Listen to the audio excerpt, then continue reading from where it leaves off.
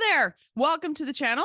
Today in Shakespeare history, we're talking about a famous event that happened in North America just after Shakespeare's death. It happened in 1621, but it has ties to the life of William Shakespeare all the same.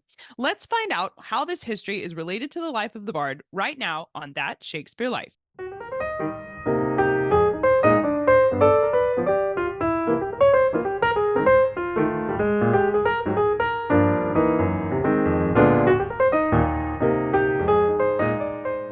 On this day, March 16th in 1621, Samoset, a member of the Mohegan tribe of Algonquin Native Americans, they are native to the eastern seaboard of what is modern-day United States of America, visited the settlers of Plymouth Colony, and he greeted them with a famous phrase saying, "Welcome, Englishmen, my name is Samoset."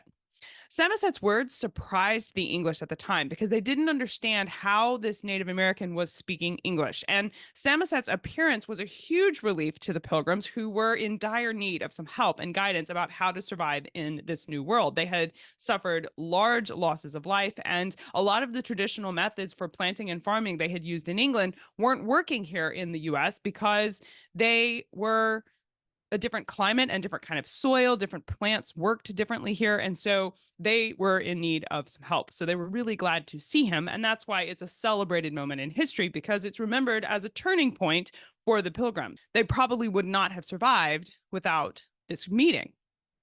Now, Samoset and his story, you've probably heard, especially if you've seen the Peanuts version of the Thanksgiving story. In early March, the survivors must make a decision. Shall they return to England on the Mayflower, or shall they try to survive in the wilderness? And then, a miracle. Look, Linus, he's not carrying any weapons. Welcome, Englishmen. My name's Samoset. My people welcome you to our land. If you live in the US, you're probably very familiar with Samoset's name, as he is a hero for our nation, whose life is celebrated as part of the Thanksgiving traditions in November here in the US each year, along with Squanto, William Bradford, and others that are part of what we consider the Thanksgiving story, which is why you may find it surprising I'm telling you all of this in March, but that's because it didn't actually happen in November in real life. In fact, it took place in the spring on March 16th, this day in 1621. From Samoset is where the Pilgrims realized that the place they were attempting to settle was called Patuxet. And Samoset shared the history that about 4 years before the Pilgrims arrived there, the whole place had been completely wiped out by plague, which is why the location was deserted when the Pilgrims arrived. And that's why they didn't encounter any immediate hostility. They weren't landing in an occupied space. It was empty.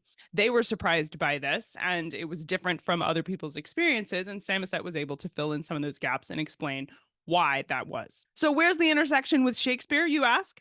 Well, the stories of these travelers, who were not all religious travelers, by the way. Several people on the Mayflower in particular were going to North America as entrepreneurs, and some were even going just because they wanted to start a new life, not necessarily religiously, but just because they wanted something different, and then they didn't think they could find it in England. But nevertheless, the stories of these travelers, for whatever reason they were crossing the Atlantic, were being discovered about, and they were written about and reported back on in England. So there was, like, you can think of the ocean as like a highway. There were people going in both directions. Now, it took several months to go one direction and the other, so it wasn't necessarily a fast highway, but there was a crossing of information in both directions. So when they would land here and they would discover people and plants and animals, they were putting together maps. You may have seen some of our episodes on John Smith and his maps of the area. All of these things were then being taken back to England and reported on to the investors and to the crown and the people that were funding these voyages in the first place.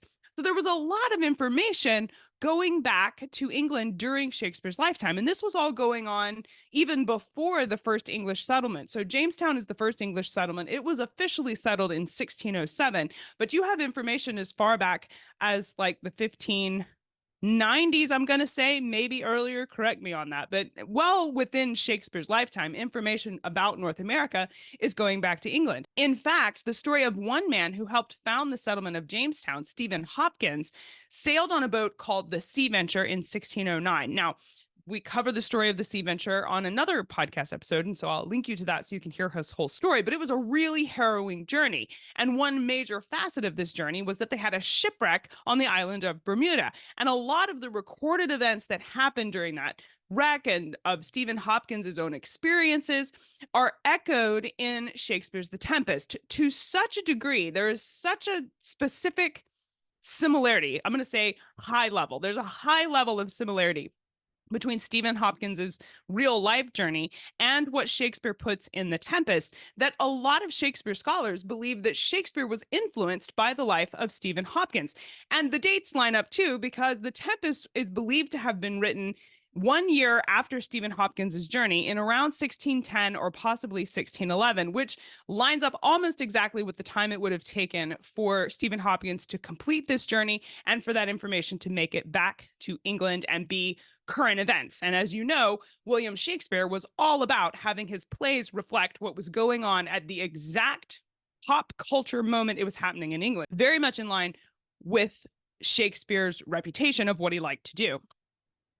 Now, as I mentioned, we cover the full story of Stephen Hopkins on our podcast. I have a couple of YouTube episodes too that are about him. And we also have covered Squanto and William Bradford. So if you'd like to go ahead and get your Thanksgiving fix right here in March and learn more about those traditional figures, I will link you to those podcast episodes below and you can go ahead and check that out now. But if you'd like to learn more about Samoset in particular, I invite you to subscribe to our YouTube channel, because in putting this short on this day history piece together for you today, I realized Samoset doesn't have his own episode on our show, and I really feel like he should. So this year, for our Thanksgiving episode here on YouTube, we are going to dive deeper into the life of Samoset and tell you more about him in particular. So subscribe to the channel and come back in November, because we'll be covering more about him in particular. That's it for this week. Thank you for watching. I'm Cassidy Cash, and I hope you learned something new about the Bard. I'll see you next time. Bye-bye.